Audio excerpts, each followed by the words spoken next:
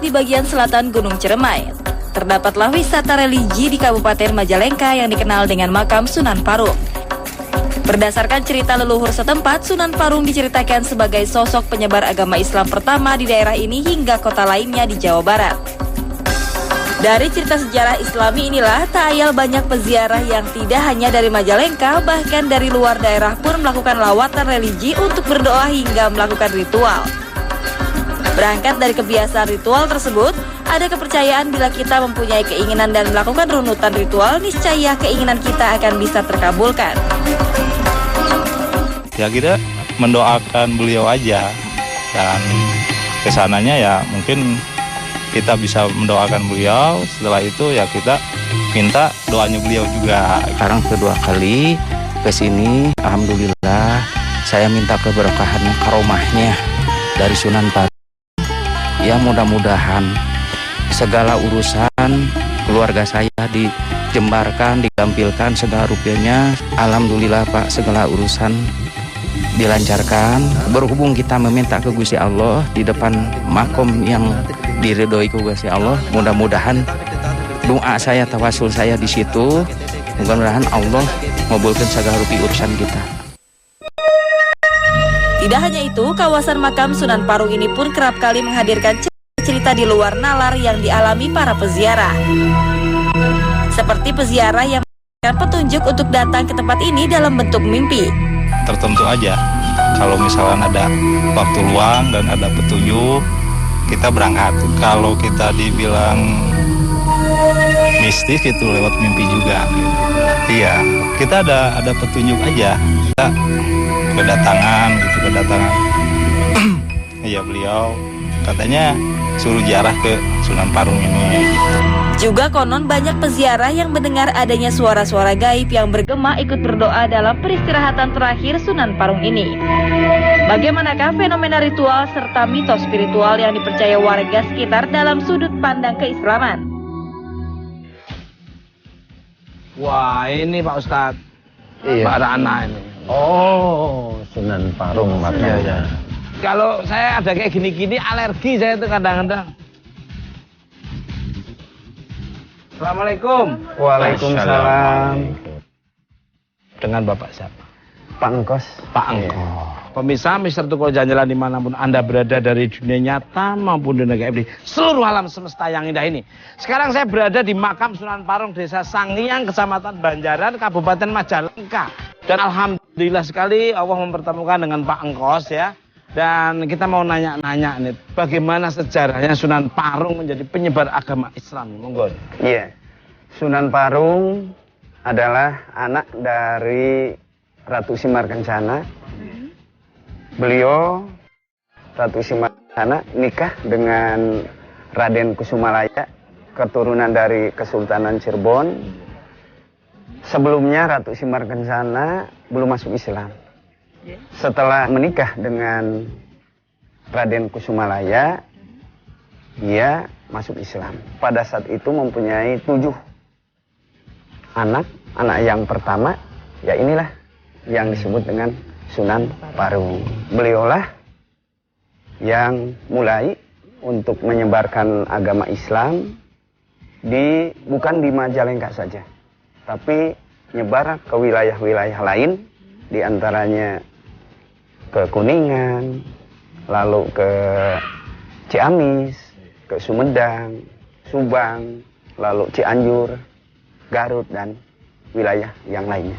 Kabarnya banyak peziarah yang datang karena mendapatkan petunjuk dari mimpi.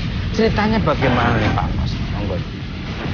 Memang ada di antaranya peziarah yang datang, mereka tidak tahu bahwa di Majalengka ini ada makam yang dikeramatkan, dalam hal ini Sunan Parung. Katanya mereka itu bermimpi harus datang ke keramat Sunan Parung, dan yang sedikit boleh dikatakan aneh gitu, dalam mimpinya itu sampai mereka tahu lokasinya, peta jalannya, lalu situnya juga dia tahu gitu dalam mimpinya itu. Dan pernah yang terjadi ke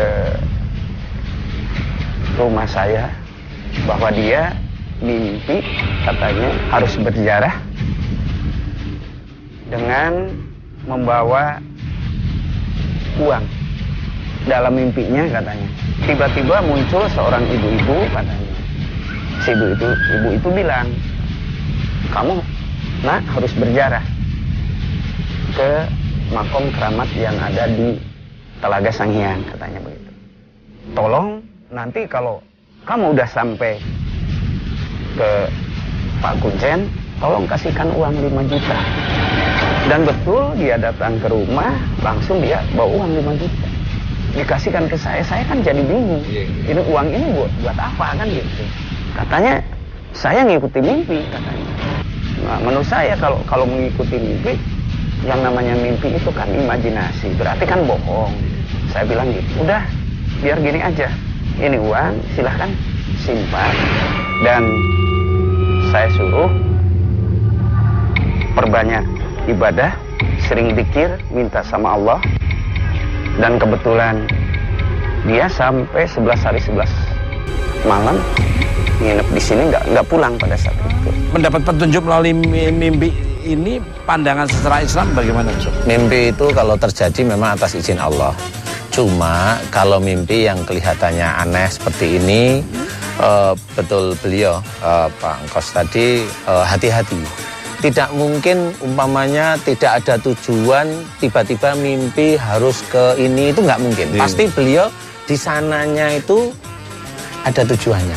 Yang jelas bukan keinginan akhirat yang jelas, pasti duniawi.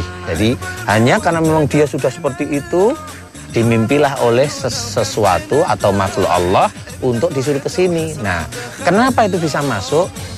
Makhluk Allah yang namanya jin itu pandai sekali.